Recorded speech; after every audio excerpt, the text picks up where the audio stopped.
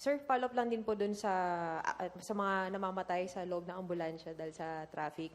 Dahil po may mga namamatay na mga pasyente dahil nasa stuck po yung ambulansya sa traffic, ano pong kautusan nyo sa DOH o hindi kaya sa ibang government agency para ma-address po ito dahil may mga Yung namatay na?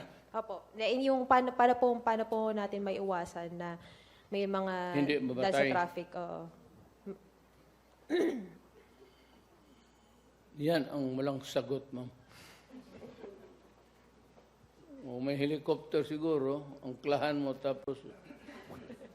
Yan din po yung suggestion ni Secretary Panelo kanina, sir, na gamitin po yung mga helicopter ng government. Maybe I will ask all lahat na Metro Manila, Highway Patrol.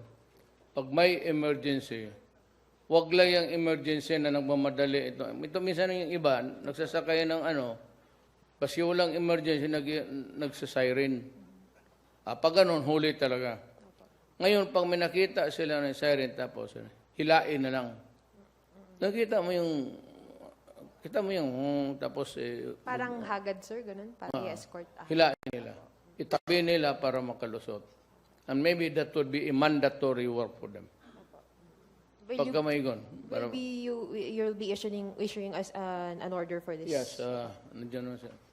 Thank you, sir. Cosco kay Danny Lim and itong Haggard sa police. Thank you, sir.